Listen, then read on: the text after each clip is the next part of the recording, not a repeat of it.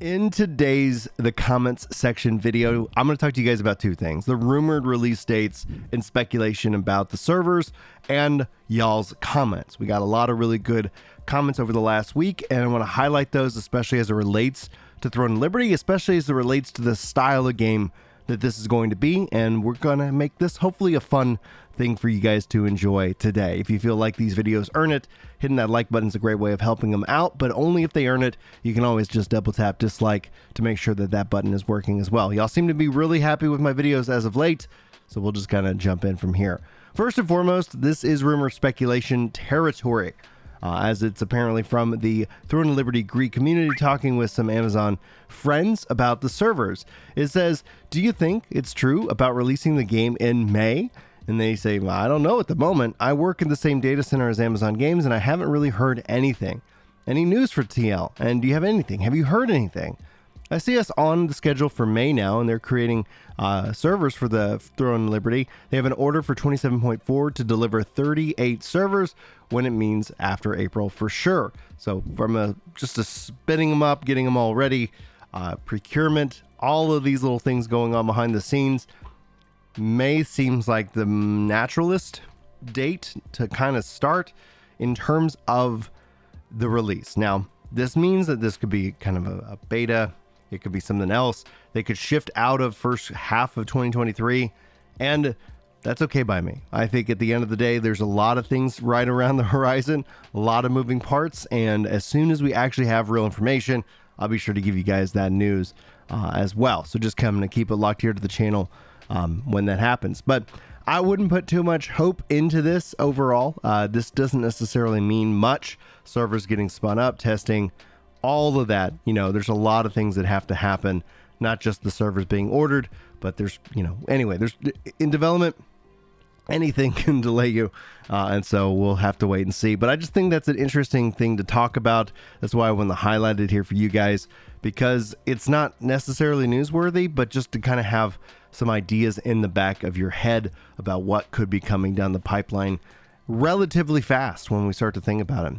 Now let's go ahead and dive into y'all's comments. Now Gervais says, Ginger Prime, I think it's a fundamental problem with the direction of game development is taking. I'm a data science too, and I work in marketing with economics in my day job. My side hustles are all in the arts and entertainment industry, and all I see around is the obsession with data destroying art. We focus on what we measure, right? And when we are all we care about is subscriber numbers or cash store revenue, we make games that are addictive and not necessarily good.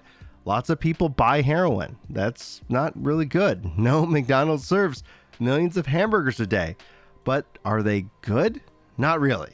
We need more game developers to grow some balls and return to being artists who want to please the audience and not the metrics. And so what this is in context to, and this is a personal pet peeve and frustration of mine, is that we have the concept of big data. You probably heard that terminology, data-driven decisions. I think, and I do believe, that data is important. However, I tend to have experienced when somebody takes data and still makes the wrong call because they don't fundamentally understand what the data is telling them. We've seen this happen time and time again. Hell, we've seen this happen at Blizzard. The metrics that they put in, especially for World of Warcraft, were driving people insane. So the initial hit of data was great. Oh, engagement's up. All these things, all these metrics that we're looking for are up. But they didn't understand the feeling and what was going on behind the scenes. And eventually the floor fell out of it. And it was almost like a shock. Like, how could this be? What happened? Obviously, other factors played out in that regards. So data is really important. But the other side of the coin here, and to kind of maybe, kind of pick at, Gervais here in terms of their opinion, is that yes, McDonald's does sell millions of hamburgers.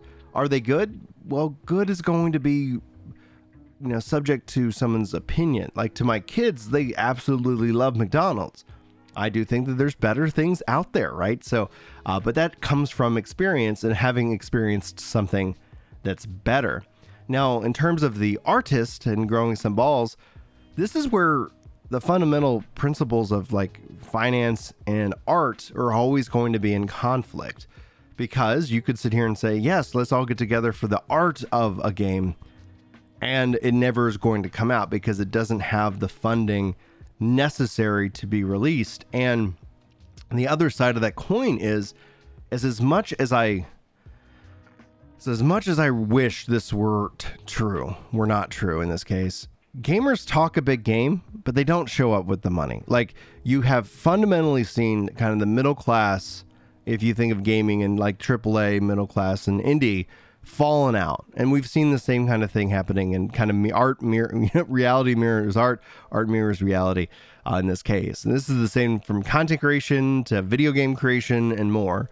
Like the middle class is a no man's land because gamers won't show up for it. You have to, it's this weird kind of damned if you do, damned if you don't. Like, I want you to make a game that's absolutely unique and I have never experienced it before, but at the same time, very comfortable, and I know exactly what I need to do, and then also from a price perspective, right? So there's all of these factors that are going in and all these different pressure points. So I don't have a problem with funding the game. I do think there is a lack of vision and leadership, and that isn't something that you that comes right off, that's just ready to go. There are people like that, and if you're somebody who is a natural born leader and a self-starter, the reason probably why you're not in games is because the money isn't as good. You're probably taking those skills and making 10 times as much money without all the frustration therein. And also then you have the negative side of making games and that you like, and gamers just want to sit here and dog on you. So I don't put fault in the gamers, I don't put fault in the developers, I don't put fault in the publishers.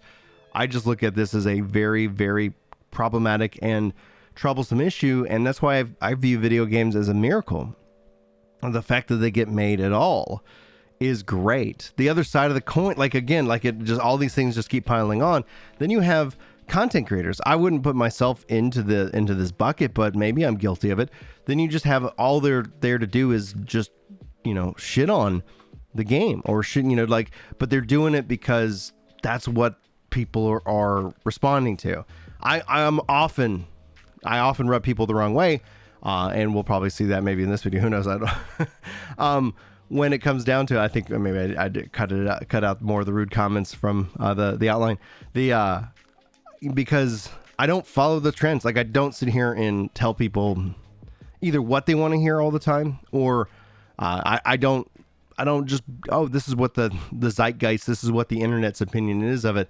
I usually kind of punch against that. I give you guys the reality of it. I give you the developer perspective. I give you my perspective, and I don't care because here's the great news. I don't rely on you guys watching a video or subscribing to the channel to feed my family. And I have a family, and a lot of people who are in this business, this is passion for me because I love talking video games, and my wife gets annoyed when I talk to her about all this. She's like, go make a video, please. Get it out of your system so we can talk about like other crazy things. But a lot of people who are trying to make it, they're playing this like as a game, which they should. Like, when you start to look at Mr. Beast and everything, content creation in and of itself is also a video game. Like, if you think about it in that way, you might have a lot of success, but they're playing the game, right? And as a part of that, sometimes whether they have an opinion on it or not, if you're not in the algorithm, if you're not on people's feeds, if you're not, they forget about you. Hell, I had literally somebody the other day asking me if I'm still making videos, and I just thought that was cute. And it's like, yeah, like whether YouTube's recommending them or not, I don't know. Like, that's going to be up to YouTube and up to you guys, because if I make a video and you guys don't watch it, and I make another video and you guys don't watch it, you're going to see that just like YouTube's going to recommend me less and less and less. And that's why you end up seeing these content creators having to shift into the overly dramatic and the overly sensationalized content, because if you forget about them, if you don't click, even if you're anger watching, if you're anger clicking, they're just going to disappear into, the ether. Maybe that's for the best. When my videos end up hitting a trending topic, you end up just getting a lot of people who are just honestly just and it's not the best day. So it's usually a day where it's like, all right. Anyway, I know that kind of went in 100 different directions, and that's kind of why I like to kind of point these things out, because these are just data. Like, I view all this stuff as data. I'm analyzing all this stuff myself. And when it comes down to it, I don't think there's one person to blame. Games aren't made by one person. They're made by hundreds, especially the AAA ones. And that means that there could be any number of things that go wrong in its cycle. And that also means that people might not show up to support that game, even if they've said that that's what they want. And that's where the big data gotcha mechanic in a way happens, where people are like, oh, we're looking at it. Look at Morbius as a final thought, like how the internet got Sony to re-release that movie. Talk is cheap. It's easy. A lot of people talk. But when it comes down to like putting your money where your mouth is, or actually taking an action, or actually engagement, the best way to get you engaged is to piss you off, which sucks. That's a stupid system. Or, you have to be like a super interested fan. So when it comes down to this aspect, either people are making stuff trying to, get you to engage so that they can, who knows, do whatever they want. Or in terms of it, like, yeah, people talk a lot. Like talk is, and it's absolutely cheap. And how do you parse it, right? How do you truly parse text and understand the meaning behind it? You can't do it from like, the least maybe AI will be a solution for this someday, but at the moment you end up getting data in people's hands and it doesn't necessarily work out. And I've seen that happen from time to time where I'm like, you guys are reading this all wrong. That's not what they're saying.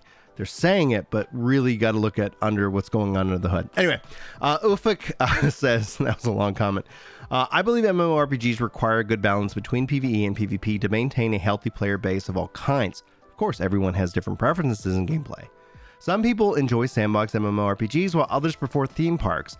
Personally, I think both types are fine, but there are so many factors to consider before deciding whether to enjoy them, such as the combat system, the upgrade system, the overall appearance of the MMO. Ultimately, it's impossible for an MMO to cater to everyone's preferences perfectly. However, we can do well that is already doing right to attract those who appreciate it. For example, Black Desert Online has amazing combat and graphics, but it's heavily PvP focused. The only thing that attracts a small group of players, although it is still an active player base of 40k, which is not a small number. And we're talking 40k at a concurrency. You have to multiply that by 7 to 11 for the actual monthly active users. Industry standard numbers. Like, this isn't anything I'm just making out of my head. This ends up being kind of how it all focuses out. So 40k concurrent is an incredible number. If you have an MMO and you're at 40k concurrent, congratulations, you are doing well. And the problem is that people will look at that 40k and be like, it's not WoW. WoW had 12 million. Not, that's the subs. That like 12 million subs. Like, dipping in and dipping out, like that's still massive. WoW was such a huge game, but not anymore. Anyway, in conclusion, the next big MMO needs to be extremely player friendly if it wants to become successful as World of Warcraft or Fortnite. Fortnite is the WoW of the next generation. We don't know what's going to happen right after that. I think the Sandpark is the future of the MMO, specifically the blending of the theme park and sandbox model. However, we'll have to wait and see. I think AI is going to have a huge impact on game design within the MMO space because these things are massive. They take so much time and effort. And when the game comes out, it's not going to have, 10 or 20 years of content. So people are going to be frustrated and leave, and the people are going to doom the game and say it's dead. And so it really is a process. The next big MMO could already be out right now. You could have already been playing it or are playing it, but it's still going to take years and years and years before the overall zeitgeist changes and people are like, okay, I can jump in on that one, or it's doing something unique and interesting, or I'm so frustrated at my current game that hasn't innovated or done anything in a while. So, and that's because, again, like, it's just, I think this comes down to an education perspective, but it also comes down to some people are just there to, for whatever's being hyped, and whatever's being hyped is usually what's being advertised. So is the game doing well enough that it can spend money to advertise itself? We'll have to wait and see. So thanks, Ufuk, for that comment. I do agree. I like MMOs, but one of the things we're also seeing is that there's a lot of other games out there. So if you start to think of the overall game lexicon as theme park in and of itself, I could go and have Game Pass and play PvP games and PvE games and more. Now, there's no interconnectivity to that, and I think that's one of the things that makes and separates the MMO from something like Game Pass, is that it's your character, and within the world you have all these things. But that means that you have a game that has to do a lot of things, and ideally has to do a lot of things well enough to keep you engaged in them. I do think PvP and the numbers when we look at Final Fantasy XIV, when they revitalized PvP, it was huge. It actually meant that it held on to way more players than typically dropped that time during a patch cycle. PvP has a way of keeping players engaged over the course of time because it's always changing content. And if they can get that kind of set up for PvE too, where it has that fresh feel, then I think you might see a really good recipe for success. Titus says, seen all them WoW killers since 2004 and still WoW reigns supreme. Not that I give a damn anyway. I don't know if WoW reigns supreme. Like in Mindshare, people have heard of it. They know of it. Maybe they've played it. They have they have given it some money. But I don't know necessarily if it reigns supreme. The MMO nomad is somebody who's way more prevalent. Like the MMO nomad is the be all end all representation of the current model of the game. Meaning like there are more nomads than there are people who have a home-based MMO. And the WoW killer really isn't a thing. Now, what you actually hear more of, and maybe I'll talk about this in my next video, is the New World killer. Now, for different things, and maybe for the same thing, but WoW killer was the idea that was going to come along and actually reproduce WoW. That was Fortnite. I mean, that's exactly what that was. So Fortnite killed WoW. For the MMO space now, people are just like, oh, what's going to kill New World for me? Which is kind of interesting because it has a sense that I'm addicted to, like you would say, like I'm addicted to New World, but I don't want to be, and maybe something will come and free me from that addiction or something like that. We'll have to wait and see. I'll be sure to talk about it for you guys probably this week. All right, Elizabeth, as the final comment for today's video, says, my issue with the Sandbox MMO is the PvP issues. I do not find it fun to be ganked by gangs of players, massively stronger, and I think it's fun to make others not have fun. Solo casual play doesn't happen. You get frustrated at just trying to play. My second issue is the economy. This also is a problem with Themepark. Devs, due to time, ignorance, greed, can't be bothered to deal with RMT duping, botting exploits. And over time, the item used cost 10 coin, now costs 1,000 coin. And all the players that will try to monopolize commodities and set price fixing. It's a closed economic environment. You can't go to another store or shop for a lower price when the commodity is controlled by a group of players, ESO. Games do not have regulatory bodies to deal with unfair and illegal activities, such as I would love to play a really good Sandbox MMO right now. I feel like they are designed to be abused by players. Now, there's some levels in which that, like the game, especially in a player-driven economy, does need a level of effort. But what Elizabeth is describing here is a part of the fun. Like, what is the MMO? And it's like a virtualized world. And it's a multiplayer game, so other people have an impact on you. And if that gives you pause, and if you don't like that aspect, there's Diablo 4. Like, there's games that you don't have to worry about those things. I think that's one of the key things that got lost because of the level of effort. So yes, it would be really good. And some devs try to spend a lot of time making sure the play area is fair, that you don't have people doing these things, but some people, that's a part of the fun. You're stepping into a virtualized world with all of these different systems, and people are going to try to find ways to maximize that as a part of their fun. And so if that is a turnoff for you, there's nothing wrong with you. But we shouldn't dumb down all the games because there are people who want that, right? When it comes down to being ganked by roaming gangs of players, yeah, that's something that people want to do, and they want to compete against it. I think it is romanticized. A lot of people think they're going to be doing the ganking, and all they do is end up getting ganked over and over again. But then you can, I believe wholeheartedly that there are systems that can be put in place that can help to kind of balance these things out, right? Like if you do a lot of ganking, there needs to be some kind of system in place that helps to, limit that or bring some form of justice, just like in the real world, right? Okay, this is what's happening. Here's the tribunal, and here's the end result. Yeah, so it's not an easy system, and it's, and one of the reasons why we've seen devs go away from it, because like normal players probably aren't interested, and it turns them off. And then they have games that don't do that, and they're like, oh, I'm having fun over here, I'm just gonna go play the game that I'm having fun. And that's the right call. But my frustration is when I see that people want to take a game and dumb it down, so it's kind of the low, like all games. And that's the thing, back to even to the first comment that we talked about, bringing that up, it's like the data and all these things. The data shows that, yeah, you should probably do that if you want to make profit. you know, if you want to keep the servers up and things like that. And that's where, like, I really do hope from a you know, devs growing balls perspective on that first comment, ends up being that maybe create a game, and if you want to have a server with a specialized rule set, this then ties into giving gamers the ability to put up or shut up, right? Like, a lot of gamers, myself included, would love to see a hardcore server. Like, make it so that it's punishing to try and play solo. You can, but it's going to take you a long time. Forcing people to group because the game is so hard. That's what Final Fantasy XI did. It created an empathy among players because the game and the world pushed on the player so hard. The best and smartest and safest way was to team up together. That's how the real world works. And I wish that modern MMOs would do that same thing, but they don't have to do it in mass. Just put out a server. A server with a specialized rule set. And if no one's on the server, then anybody sitting here making that claim is a liar. You know, you think you do, but you don't, like, in reality. And that's essentially kind of where I always kind of fall into it. I wish they would have the guts to put out that specialized server.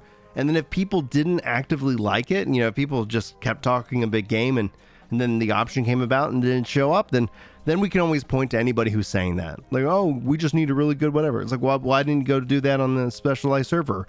Oh, well, you know, other reasons. It's like, you're just a liar. Like, it's okay. Just maybe you don't understand the truth that lies within yourself, that it's easier to say things than it is to actually do things. And the internet values people who say things and not people who do things. And that's just the way that we are right now. And maybe that will change. Anyway, guys, thanks for your time. For me listening to saying things. Now I'm going to go do things. I appreciate you guys so much. I hope you enjoyed the video. Hopefully I'll see you in the next one. But until then, take care.